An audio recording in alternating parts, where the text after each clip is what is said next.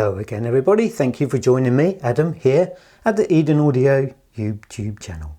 Those who have been following the channel quite recently will know that we are currently here at Eden Audio undergoing a garage conversion.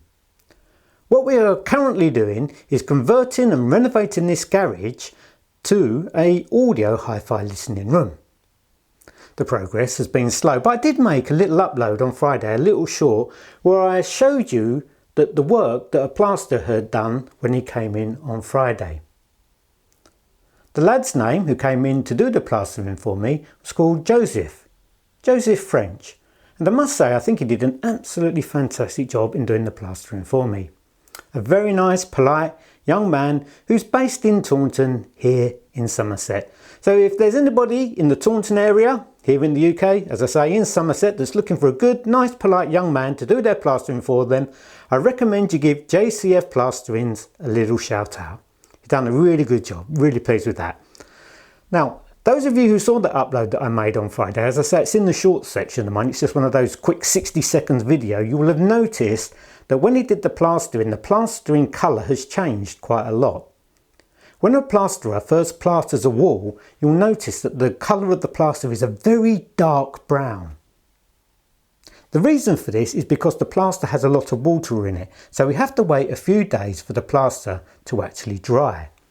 To help speed up that process, I added a dehumidifier to sort of draw out the water that was contained in that plaster.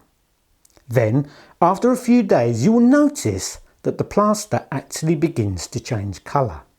It goes from a dark brown to a lighter shade of pink, which you can see here. Now, after 3 or 4 days, we can see that the plaster is a nice light pink colour, which means that the plaster is dried out quite well and is now ready for decorating. I've just got to wait a few days extra though for the painter and decorator to finish the job that he's currently doing. Then he's going to come in here and paint this plaster for me. Now, one of the questions I had was I wasn't quite sure what colour I wanted to paint this garage conversion. As I did say in the last video I uploaded, there's so many beautiful colours available, and I was so undecided in which colour and which brand of paint I wanted to use. I did have in mind at first Benjamin Moore, but I was a little bit undecided because Benjamin Moore is quite an expensive brand, and I thought, is it really worth it for this type of room and the amount of wall that actually needs painting? As I say, it's quite expensive, Benjamin Moore, and I just couldn't justify spending that amount of money on paint in this particular room. Sorry about that. So what I did is, I looked around so many different colours. As I say, it was so difficult to make a choice because there's so many really beautiful colours. But in the end, I decided to play it safe. Now what's really interesting is when the plasterer actually put the plaster on initially, you could see it was a dark brown colour, and I thought, oh, that looks quite nice. It looked quite nice in brown. But you soon realise by choosing, say, a darker colour, it would make this room look a lot smaller. So in the end, the colour I decided to keep it nice and safe, and the brand that I went for was that brand there, very famous brand here in the UK, and it's Dulux. And I went for the Dulux Trade Diamond Matte. Again, I was a little bit undecided about whether for going for the Diamond Trade range or for the top of the range Heritage. Now, what I understand is that with the diamond paint, with the diamond matte in particular, it means that the wall is scrubbable.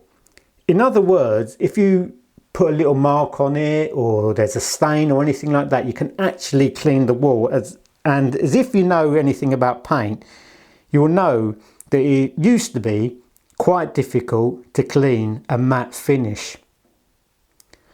The reason I went for a matte finish is because in the rest of my house, I had my house painted in a mid-sheen finish.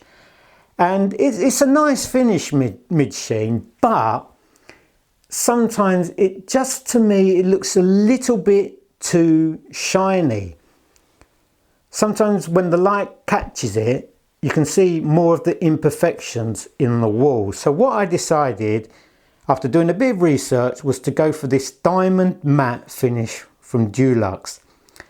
And the colour I decided to go for, if I go up there a little bit closer, if you can see that, is the Gardenia range. Now Gardenia and Magnolia are very common colours. Magnolia is a common colour used by builders, especially in the 80s, where every single new build seemed to be painted in Magnolia. But when you compare Magnolia to Gardenia, Gardenia to me seems a little bit more classy. It's got a nicer look to it. So that's the colour I decided I'm going to paint this room in. Also for the ceiling, I did a bit of research and I went for this brand here, which has had very, very good reviews, and it's called Takkurila, I think that's how you pronounce it. Takkurila. And I bought the anti-reflex white too. And this again is a matte, and it's a very dead matte. It's matte extreme technology they use. Now this means is that once you paint it on your ceiling, as if you can see up there, it's probably not going to focus at all. But the beauty of this paint, there you see it's going in and out of focus because it's got nothing to focus on. But the beauty of this paint is you probably can't see it in the camera's not picking up, but with a lot of white paints, you can see the brush marks in the ceilings and you can see a lot of the imperfections that are in the ceilings. And the beauty of the Takkurila brand is that when you put this particular paint on the ceiling, it takes away all those imperfections and blemishes that you can see. So it gives you a lovely dead, flat, white matte finish. So when the light shines on it, you don't see all those horrible brush strokes and lines and imperfections that you can see in quite a few of the ceilings. And finally for the trim, such as the door, if I turn around quickly, I'll show you the door again. I'm sure you've seen that before in previous videos that I've uploaded.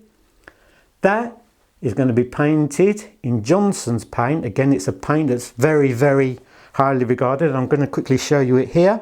There it is. Johnstones AquaGuard durable satin finish. So all the trim down there on the floor, the skirting boards, that's going to be painted in that Johnstones satin white finish, and as I say, the door.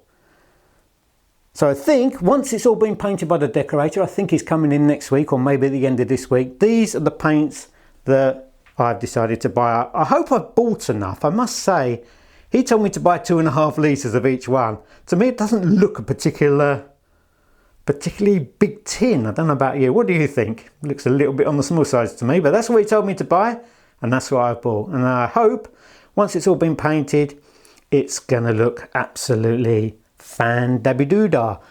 As you can see there in the corner, I've got waiting some red. Yes, rather unfortunate. These are GIK Acoustics bass traps. And I actually bought these for a room that's white, that's upstairs, but I brought them down here temporarily. And yeah, unfortunately, they are a red colour. And in the rest of the room, I've got a lot of boxes and I've got a lot of speakers. Unfortunately, I've had a bit of a disaster when the plasterer came the other day. I put these outside and it decided, even though I covered them up, it decided it wanted to rain. And you know what rain and wood are like when they get together? They don't mix very well, and a couple of them unfortunately got a little bit damaged. You can see there on the corners I tried to repair them, but they got a couple of the speakers got a little bit of damage. Anyway, you can't control the weather, can you? There we are then, that's the latest update. These are the paints I'm going to use, and I hope once it's all done, it's going to look absolutely gorgeous. And then after that, it's back to the floor and deciding what carpet am I going to put on this floor. At the moment, you can see it's just solid concrete. There we go. There's the latest update of what's been happening here in this conversion of a garage to a hi-fi listening room. Thanks for watching, everyone. Take care. Have a great day. And don't forget, keep listening to that music.